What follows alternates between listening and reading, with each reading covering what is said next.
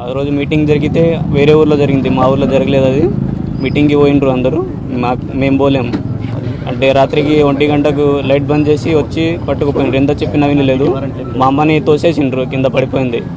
అమ్మ ఏడుస్తూ ఎందుకు తీసుకెళ్తున్నారని సార్ వాళ్ళకి చెప్తే ఏం లే, చిన్న ఎంక్వైరీ అని తీసుకుపోయినారు.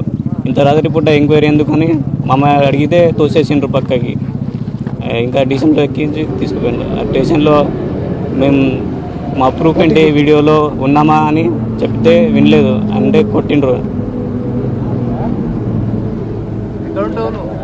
ముంబైలో ఉన్నాం. ముంబై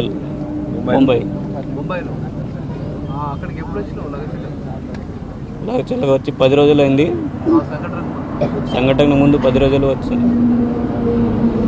కేసీఆర్ సార్ గారికి, మీడియా మిత్రులందరి సార్ వాళ్ళకు అందరికీ, మా కోసం బాధపడ్డ వారికి అందరికీ పాదాభివందనాలు సార్. అయితే సార్ నేను వ్యవసాయం చేసుకుంటా కూలి పనికి వెళ్ళిపోయేవాడిని సార్. భూమి కోసం కావాలి 9 నెలల నుంచి సార్ తిప్పలు పెడుతుడు సార్.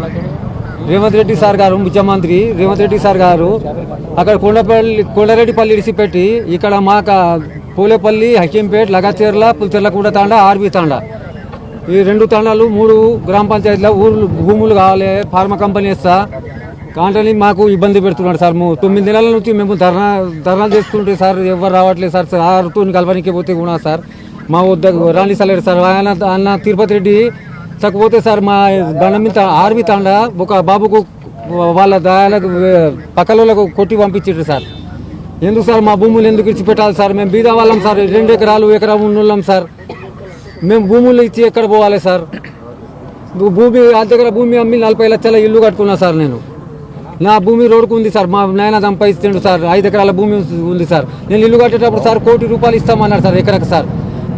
ఇప్పుడేమో ఎకరకు 10 లక్షలు ఇస్తా, ఇంటికి ఒక ఉద్యోగం అంటున్నారు సార్. 10 లక్షలు వద్దు సార్, ఇంటికి ఒక ఉద్యోగం వద్దు సార్. భవిష్యత్తులో మాకు సీఎం కూడా వద్దు సార్. మేము భూమి దలుచుకోలేము సార్. ఆ భూమి మీదనే బతుకుతాం సార్. మేము ఆ భూమి మీదనే బతుకుతాం సార్. కూలి పని చేసుకొని ఆ భూమి